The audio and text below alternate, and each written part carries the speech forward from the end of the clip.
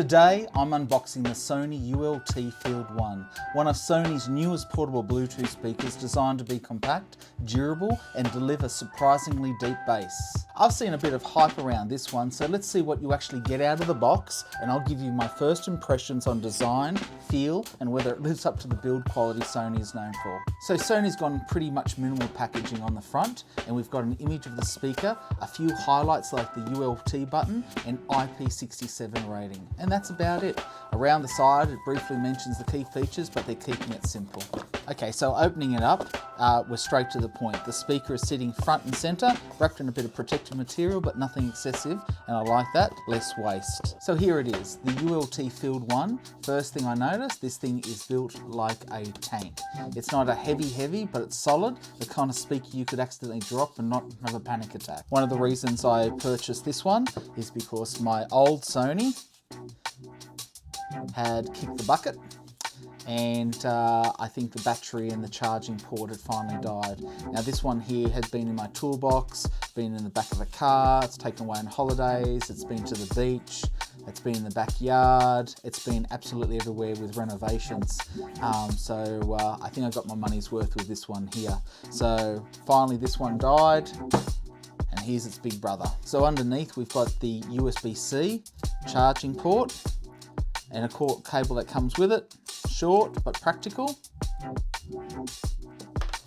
We've got a wrist strap if you want to clip it to your bag, belt or bike, and we've also got the quick start guide and warranty booklets, which no one usually ever reads. So let's have a little closer look. The speaker grille wraps around mostly around, which should help with sound dispersion. Up top we've got a button layout. We've got power, Bluetooth pairing, play, pause, volume up, volume down, and the infamous or famous ULT button, which activates a more bass heavy sound mode. On the side is your USB charging port under the sealed flap, which helps with that IP67 waterproof rating. That means it can be submerged in up to 1 meter of water for up to 30 minutes. Not that I'm tossing it in the bathtub, but hey, rain wouldn't hurt it. You also get a little loop for the wrist strap.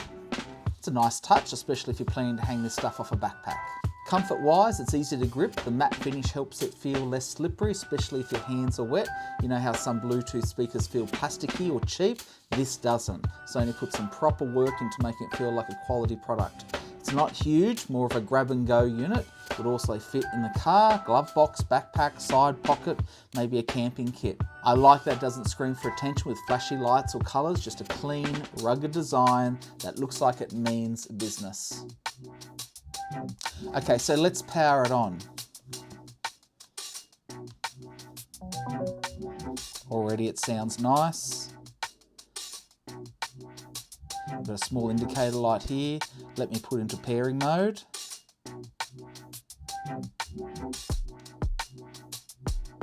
Okay, we're in pairing mode. Quick pairing, low latency and multi-point support are all confirmed features. Battery life is also supposed to be around 12 hours depending on how hard you push it and whether you're using a ULT mode. That's decent for a speaker this size. Okay, so I can find it in my phone. Let's connect it to my phone. Okay, so now we're connected.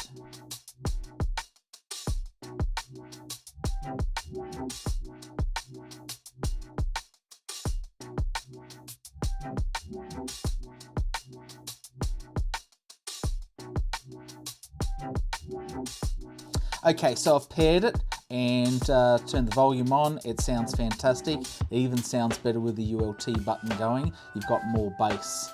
I'm not going to do an audio test on this. There was hardly any distortion, and all the music I played on there was fantastic. There's a lot of videos out there that submerge this underwater, put it in a bathtub, spray water on it, fill these speakers here with water and play some music. but I'm not going to do that. You can search for those ones there, but is it well worth it? Well, I bought this on Amazon. I think it's around $229 generally. I think I got this on Amazon for $149. So yeah, does it hold up to my old one? Hell yeah. It's just pretty much exactly the same, except it's just a bit more bassier than this used to be.